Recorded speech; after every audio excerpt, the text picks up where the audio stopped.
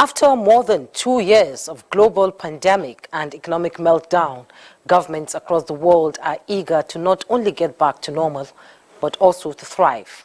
It is in line with this that President Bola Tinubu, from his inaugural speech, emphasized his administration's shift in focus from the country's dependence on oil to developing other sectors like agriculture, manufacturing, technology, infrastructural development to increase trade, boost the economy, and put the country on a growth trajectory.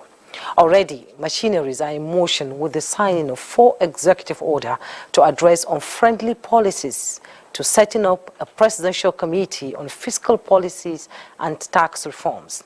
Now, these policies are meant for implementation through a revolutionary tax reform with focus on policies that will stimulate growth in the wake of recent financial and economic crisis, with the removal of fuel subsidy that will translate to a higher level of disposable income for everyone in Nigeria to live a minimal and decent life.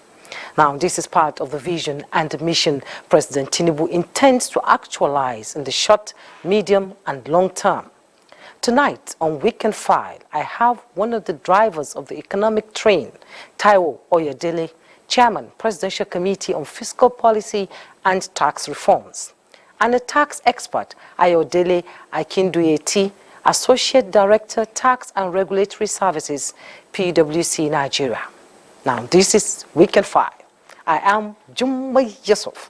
First, let's get the news.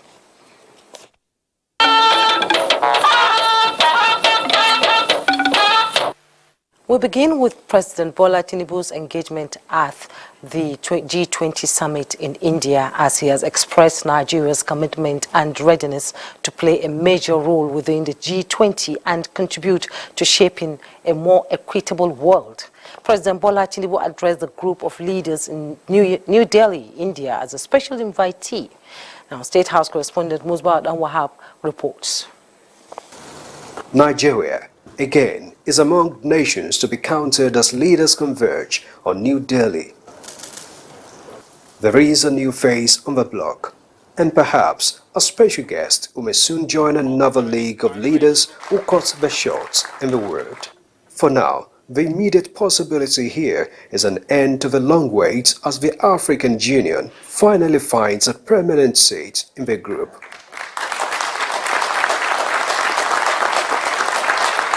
Now, a group of 20 plus 1 to reinforce the search for solutions to the long-standing challenges of development, economic resilience, financial stability, food and energy security, among others. Friends, after the COVID-19 pandemic, the world is now going through a major crisis, and that is a lack of trust.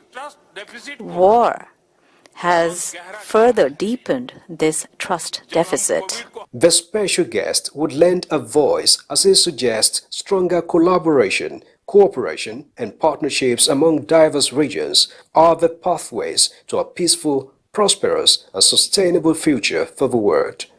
Expressing the willingness of Nigeria to contribute to the solution drive, President Tinubu believes that oneness must be truly demonstrated in the character of a group. And soon after, the G20 New Delhi Leaders Declaration emerges, suggesting new approaches to the global challenges. The declaration that the leaders have agreed on today focuses on promoting strong, sustainable, balanced, and inclusive growth. It seeks to accelerate progress on SDGs and has come up with an action plan accordingly.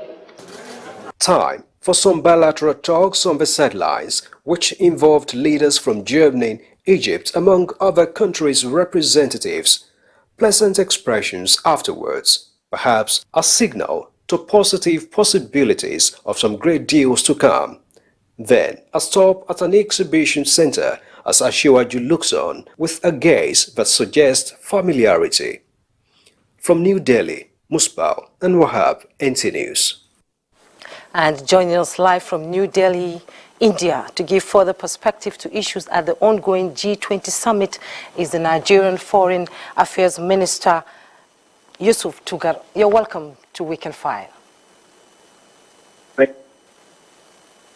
Okay, in a nutshell, can you give us the engagement the president has been involved in on the sideline of the G20 summit in India?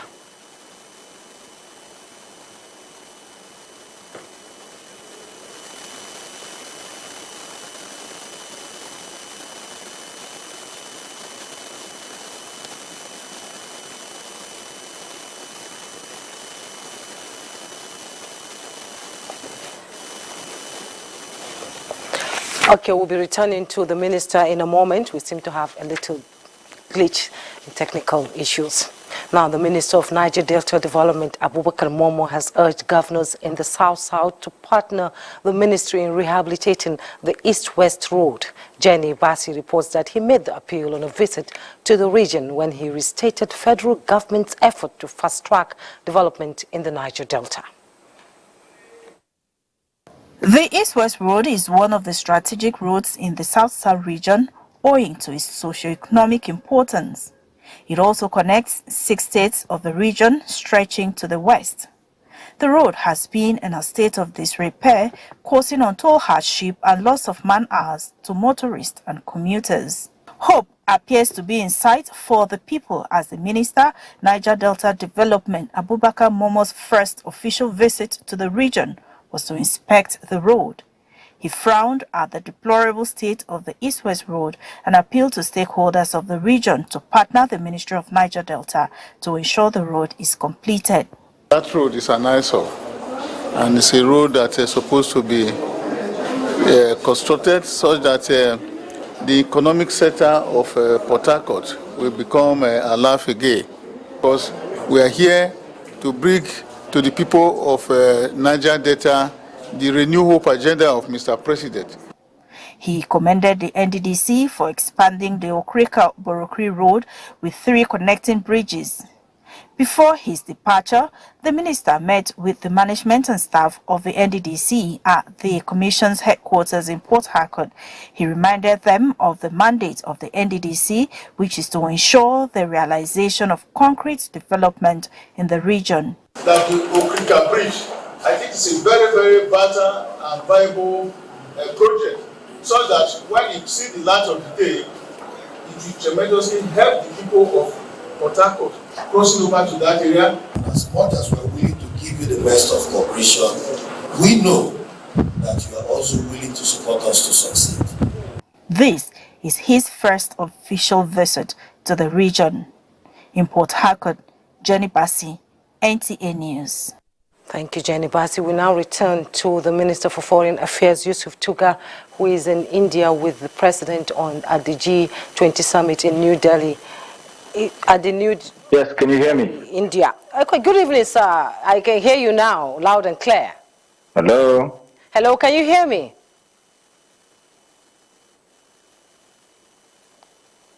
Can you hear me, Honorable Minister? Sorry, I can't hear you. You can hear me?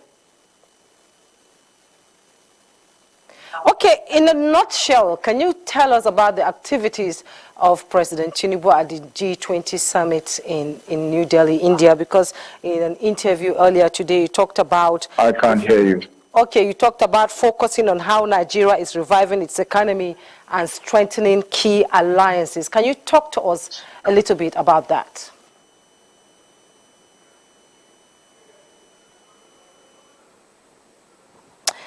We seem to have a problem there still. We might return to him later for the continuation of the interview. And the Minister of Aviation and Aerospace Development, Festus Keyamo, has set up a 5-member task force on relocation of commercial airlines from the domestic wing to the international terminal of the Murtala Mohammed International Airport, Lagos.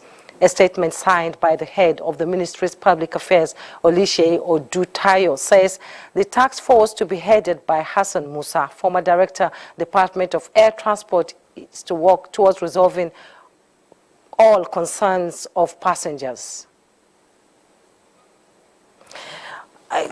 Okay, the Minister is still there, and I believe the network is better now. Honorable Minister, can you hear me? I can hear you now. Okay, thank you. we want you to give us in a nutshell the activities that President Tinubu has been engaged in at the G20 summit and on the sidelines of the meeting that is ongoing right now. Because earlier in an interview you had with another media, you said the meetings are yeah, so that you can evaluate and give us in a nutshell the activities and how encouraging the members of the G20 have been to Nigeria.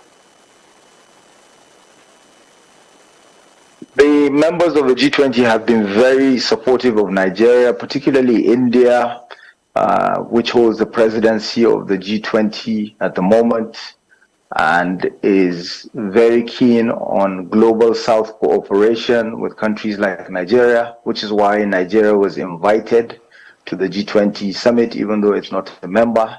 They have invited the AU to be a member. We welcome that, and we look forward to Nigeria also becoming a member, because Nigeria is the largest economy in Africa. It is also the most populous country in Africa. It is set to become the third most populous country in the world. So this is where it really belongs. It belongs on the decision-making table of the planet, and the G20 happens to be one of them, with 80% of the world's GDP. At the business roundtable, you know, it's an estimated 28.3 billion naira facility investment, you know, in dollars, you know, from India, including the Indian government and other private investors to Nigeria. And you talked about the AU and Nigeria's inclusion into the G20, growing ties with India and China, as well as complex domestic politics were also explored during these meetings. Can you tell us a little bit about that? It's pledges to invest by Indian private sector in ICT, information technology, in power, in steel, in agriculture. And this is something that we welcome. This is part of the Tinubu 8-point agenda. It also falls within the confines, or should I say the framework of the 4D diplomacy, which is development, democracy, demography, and diaspora. So we are looking to attract development by such investment, so that a combination of growth in agriculture, in manufacturing, in infrastructure will stimulate double-digit growth. We are also, of course, looking to reinforce democratic institutions. We are looking to partner with huge countries in terms of demography, in terms of population, such as India, China, as we're going to be the third largest, and we're already the largest on the continent. And it is also engaging with that diaspora and projecting a positive image of Nigeria through Nigeria's diaspora. We have Nigerians living all over the world. We have to come to terms with the fact that we are a large nation with a huge human resource and that live all over the world, and will continue to project a positive image of Nigeria. Yes, the largest market. So those are the 4 Ds. Yes, the largest market, the largest economy in Africa, and the most populated black nation in the world. How is this country going to maximize the gains from these meetings that you have now? Attracting investment, and India is looking to partner, which is why it's reaching out to Nigeria. We've always had a very good relationship with India, going back to the era of the Cold War, where we were part of the non-aligned movement, and we continue to have close relations with India. It buys most of our hydrocarbons, it buys most of our it's one of the biggest destinations of our crude oil exports, as well as gas, LNG, and it will continue to be so. And it, you know, as we seek to diversify into other sectors, if you look at pharmaceuticals, if you look at what India has achieved with information technology, with digital technology. This is something that we are also on course to achieve, because we are actually quite advanced with regards to fintech. We have a lot of what are referred to as unicorns, companies that have over $1 billion turnover within the fintech space. So the startup culture in Nigeria, driven by young people, driven by a very sophisticated infrastructure. That's the Nigeria Interbank Settlement System, which the African Continental Free Trade Area is looking to also adapt. That's the Pan-African Payment System, is something that is driving all of that growth. So there's a lot that is happening. Okay, before I let you go, Nigeria is going through some revolutionary transformation in the economic sector. How will all these investment talk move from memoranda of understanding to implementation? How will it rejig Nigeria's economy to be on a global It's already stage? moving. If you look, yeah, it's already moving. If you look at, for instance, Indorama, they're one of the companies that have pledged to invest more. They're already investing. They're already exporting. They're producing urea. They're producing petrochemicals at Eleme. So it's something. It's a reality. It's not just a figment of the imagination. A lot of that is already happening. So it's a matter of just stepping it up. Okay, Foreign Affairs Minister Yusuf Tugar, who is in New Delhi with Mr. President, trying to harness the gains of investment back into the country. Thank you so much for coming on Weekend File. It's been a pleasure having you. Thank you for having me. Thank you. And just as the quest to harnessing the gains in the blue economy continue, the Nigerian Shippers Council says more than $5.4 billion will be added to the nation's GDP, with another $1 billion coming from foreign direct investment once the country actualizes the dream for a national fleet. This suggestion was captured in Lagos during a presentation to the Minister of Marine and Blue Economy, Adeboyega Oyetola. Michael reports that the minister is equally seeking a specific deadline where an abandoned cargo can no longer occupy non-existent space within the nation's ports. The report. Here is the theater of innovations and ideas driving the maritime space to thrive. Unlike previous experiences in which suggestions around low-hanging fruits delivered results for the former Minister of Transportation, the Council this time is recommending the establishment of a national fleet. Increase in national tonnage, but most importantly, we would have 9.1 billion annually in freight revenue. The Executive Secretary of the Council believes the creation of the Ministry of Marine and Blue Economy is strategic in the federal government's quest to kickstarting the economy, promising further support beneficial to establishing a one-stop shop for the country. The objective of everyone in this room, sir, I can assure you, is to make certain that in less than no time, Nigeria becomes the maritime hub, at least of this our West African sub-region. The minister, who signaled his willingness to prioritize the implementation of the cargo tracking note to eliminate delay, explained that a single window enabled through the port community platform is important in all of these. He said the Lekki Deep-Sea Port is an example of an ideal port which will be replicated across the country using public-private partnership. He was convinced that there are opportunities in the fishing business waiting to be tapped. We should develop fishing trawlers, either buy them or encourage people who can build.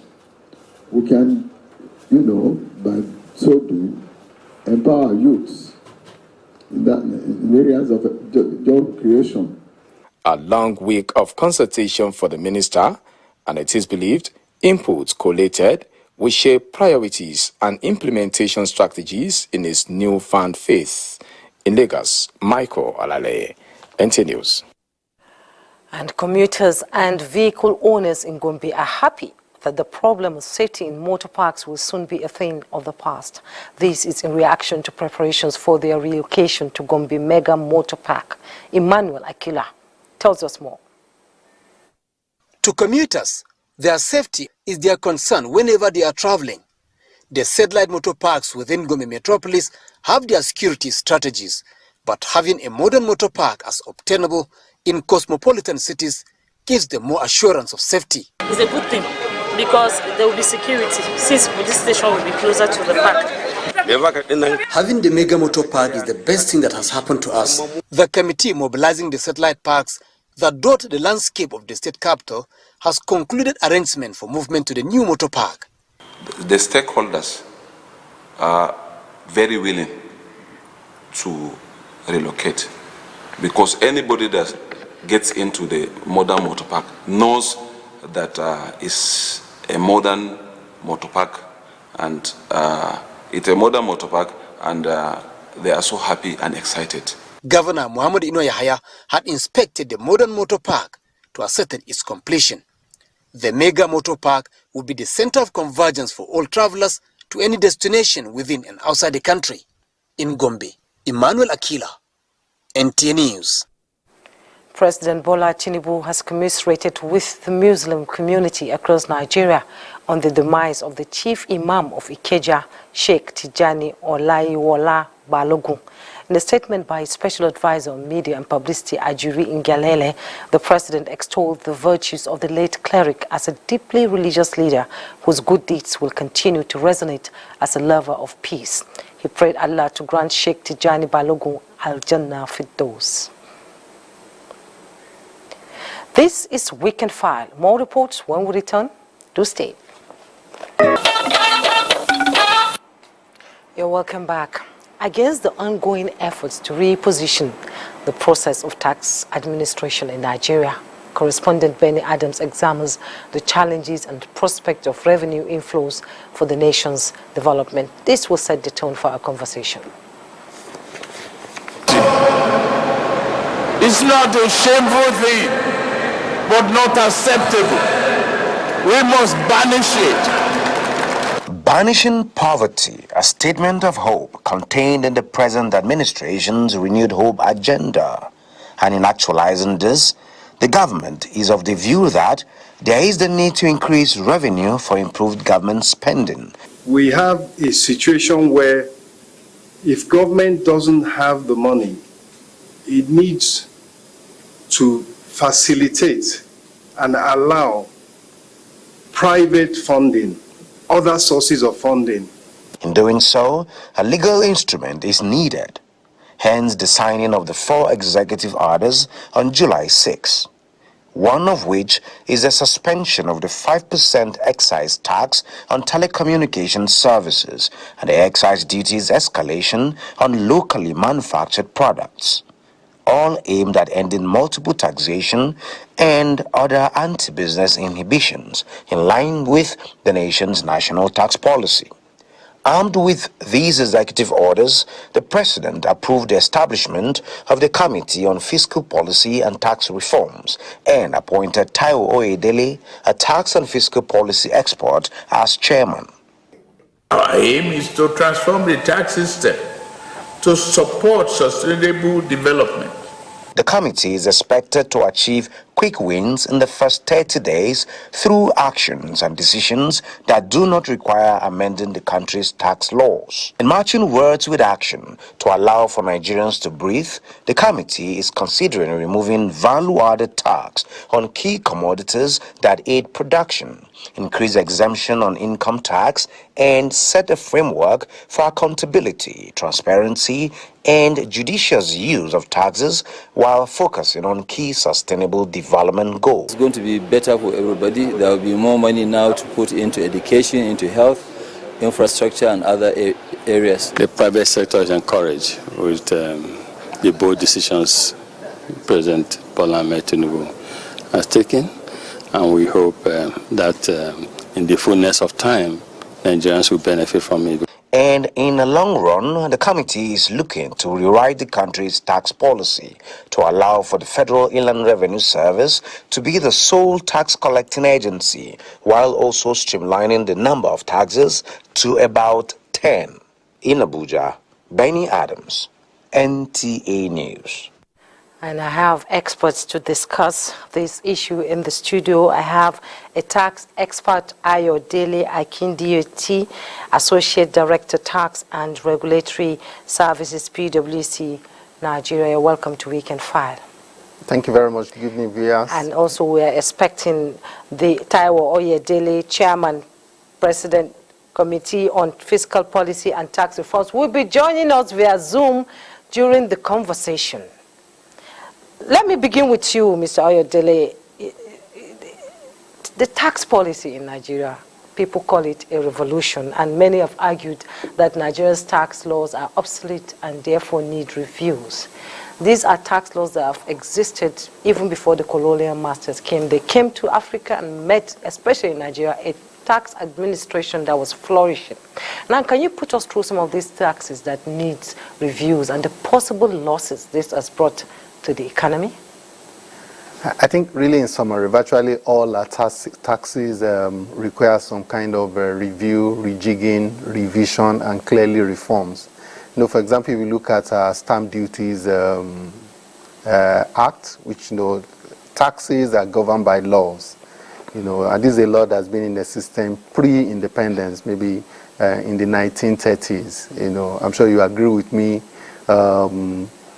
The world is so different from what it was then. There are issues that we're dealing with today that are clearly non-existent then.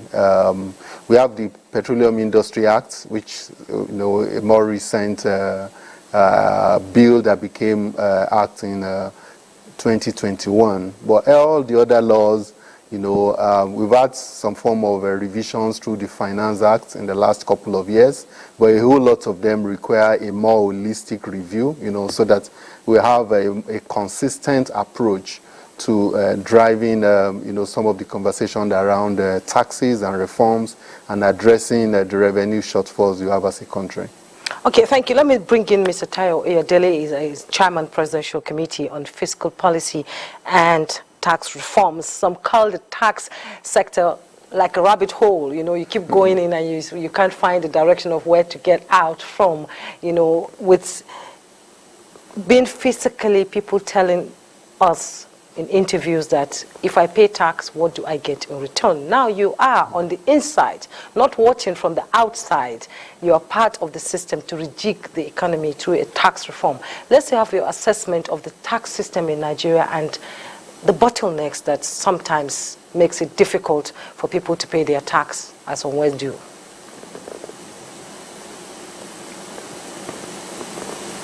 Yes, thank you very much. I think very related to the question you asked earlier on.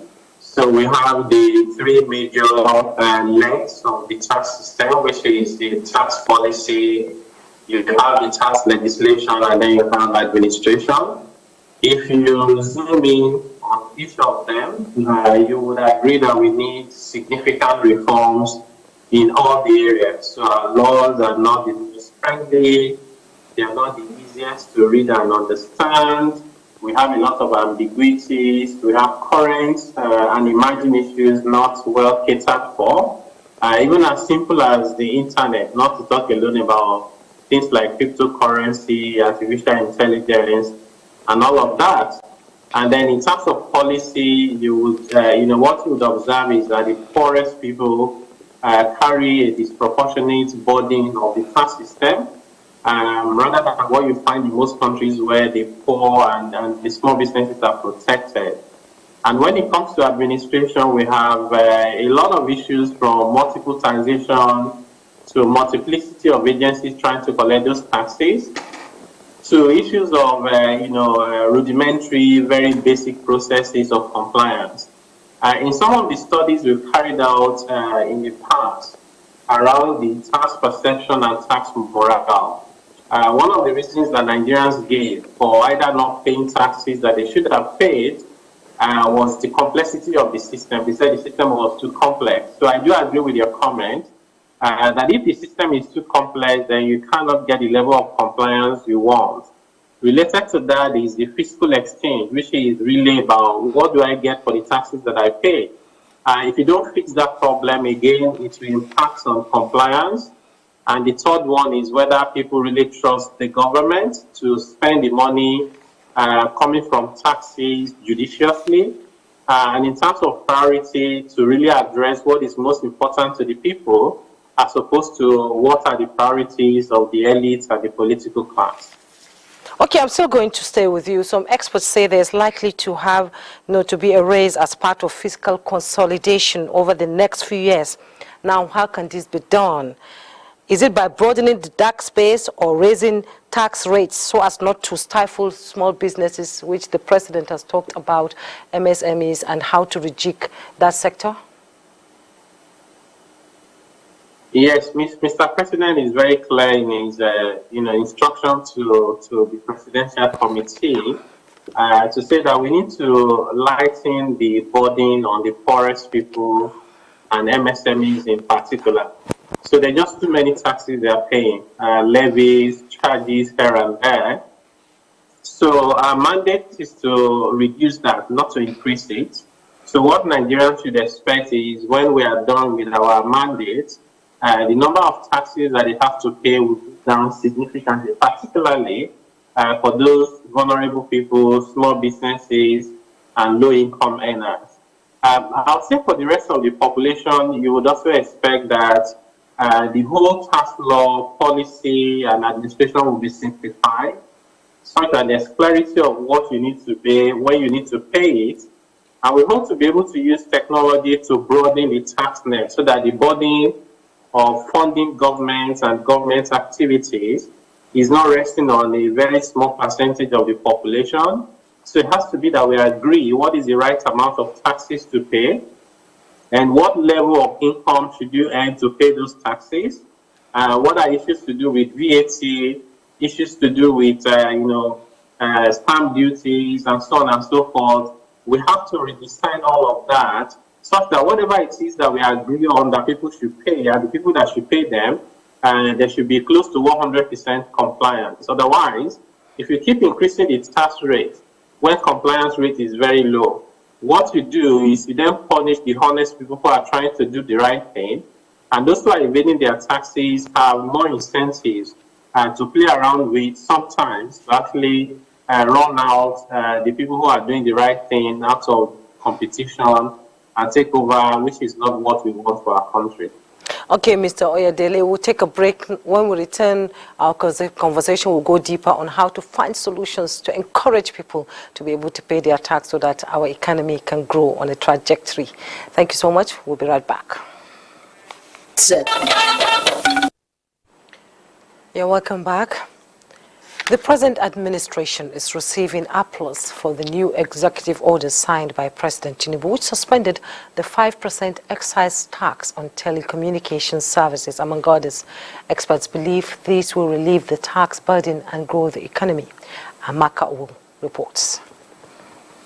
Since its emergence, the present administration has been deliberate with what experts consider the right steps to positioning the nation's economy on the right growth trajectory. The Tax Reforms Committee, recently inaugurated, is another right decision taken as expected to address complexities surrounding multiplicity of revenue collection among other critical aspects of taxation. We have seen the reverse charge mechanism implemented by FIRS in respect of banks and telecommunication services. So this is to ensure that there's no loss of VAT revenue by direct charging of VAT. And then there is a bill, the National Inspector General of Tax Crimes Commission bill. That bill, if for nothing else, will ensure accountability in the utilization and distribution of tax revenue. With all this, I see light at the end of the tunnel in the Nigerian tax system, Nigerian economy. To ensure that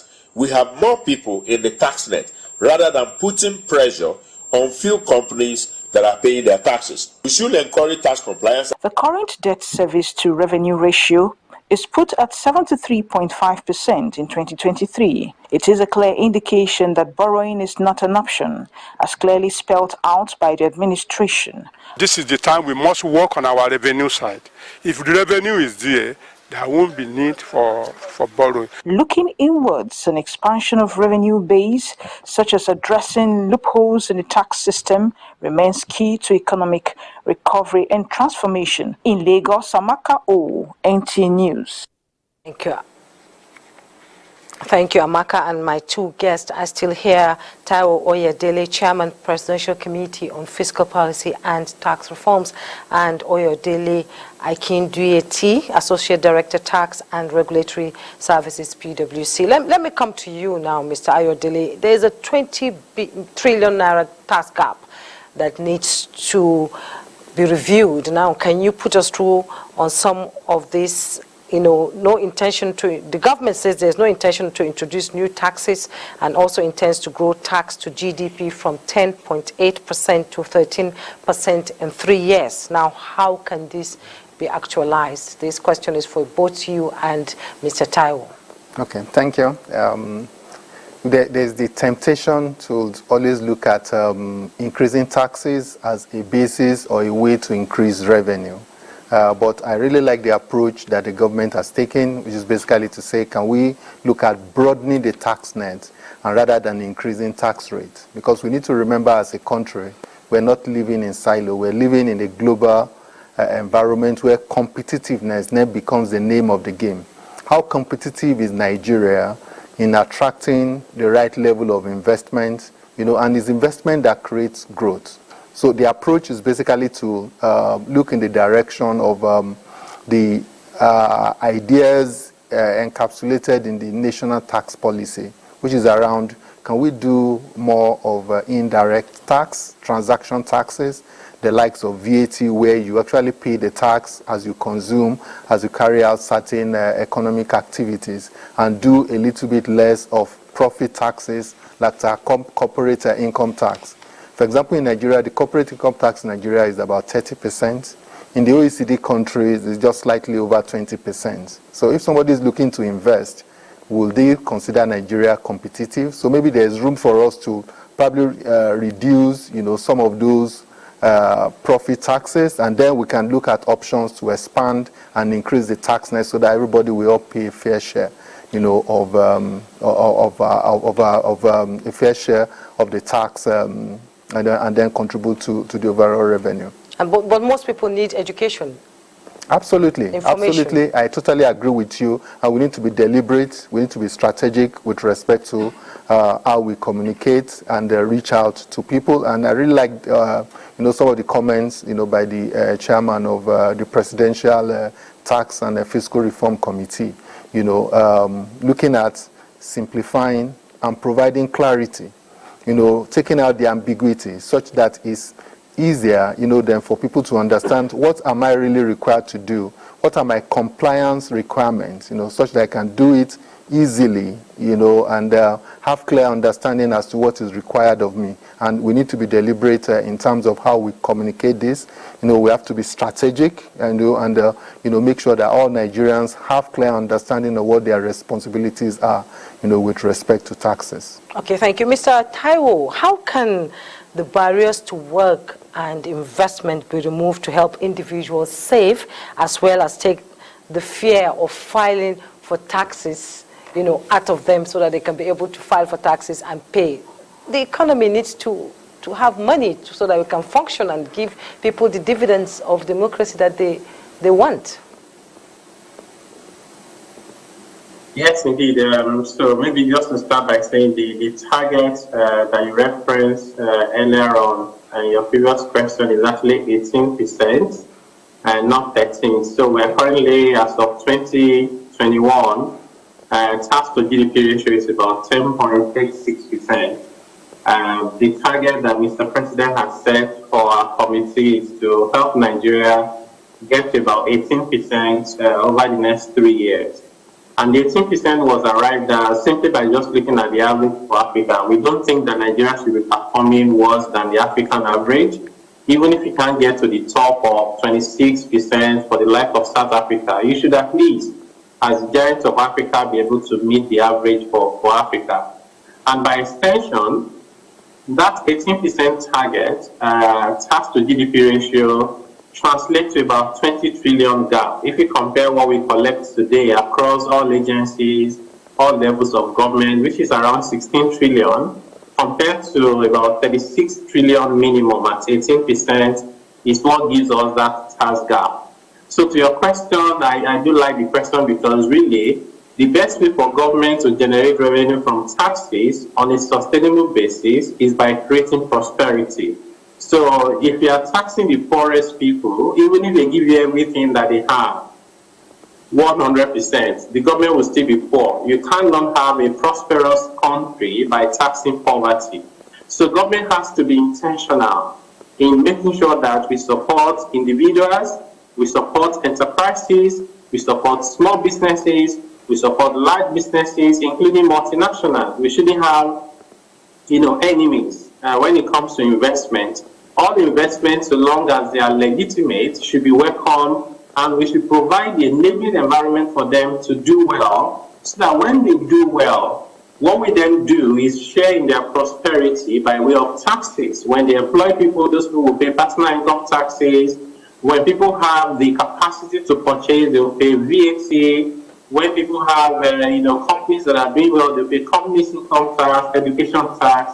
So as a matter of fact, the best strategy for raising revenue by any government anywhere in the world is to promote business activities and economic growth, and thereafter you can tax out of that. And Mr. President was very clear in saying we will not tax seed, we will tax fruits. What that means is government is willing to partner with the private sector, individuals and businesses in creating wealth, and thereafter collecting taxes from the wealth that has been created.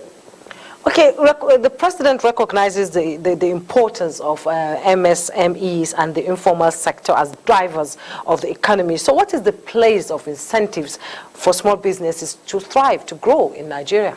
Before I let you go in 1 minute. Yes, incentives in and of themselves are, not bad. But if you are not very deliberate and targeted in how they are set, it could turn out to even be a problem that creates market distortion. What we are doing as a committee is to do a review of our incentives. All of them will be reviewed. The ones that we consider to be still appropriate will be sustained, maybe in a different format. And those that are not really helping the country in terms of cost-benefit analysis, those ones will discontinue with them, because really, in a country where you need all the revenue you can get from tax and non-tax sources, is not a country where to be wasteful with tax incentives. So we will rationalize them, but then we're still going to protect small businesses and sectors that we want to support in terms of incentive in a way that is calculated, data-driven, measured, and as much as possible time-bound. Okay, Mr. Tayo Oyedele, Chairman, Presidential Committee on Fiscal Policy and Tax Reforms, thank you so much for taking time out of your busy schedule to join us on Weekend Fire. It's been a pleasure hosting you. Thank you very much. Thank you. Okay, Mr. Ayodele, this revolutionary tax reforms is for the short, medium, and long term. Where do you see it? Maybe in the next 4 years? No, I think clearly. Yeah, I think clearly. I think we're in the right direction. Normal, even outside taxes, best practice is you plan to do something, then you do it, then you go back and review what you have done to be sure you have done the right thing. So I think it's clearly a good thing that we're reviewing. How well we've done. If we look at tax to GDP alone, clearly we're not where we should be, and we've set a very ambitious target, which I believe is achievable. So I believe if we continue along this trajectory, encouraging prosperity, making Nigeria competitive, encouraging investment, making an incentive, a very important question you asked earlier on, Yes. incentives actually cost. So if we move along this trajectory, I have no doubt in my mind that we can achieve the 18% tax to GDP ratio and possibly even surpass it in the next 3 to 4 years. Okay, we've run out of time. Mr. Ayodele Akindueti, Associate Director, Tax and Regulatory Services, PwC Nigeria. Thank you so much for coming on Weekend File. Thank you for having me. Thank you very much. Take a break. When we return, more will come your way. Do stay. Thanks for joining us. The Northeast Development Commission has distributed 15 billion naira worth of food and non-food items to the 6 states of the Northeast senatorial zones. Vice President Kashim Shettima flagged off presentation of the commodities as part of his official visit to Borno. The Vice President also performed groundbreaking ceremony for construction of Ungwan Bowl Road network and declared open the 8th Northeast Governors Forum meeting. And that's Weekend File for this week. Thanks so much for your time. I am Jummai Yusuf. Good night.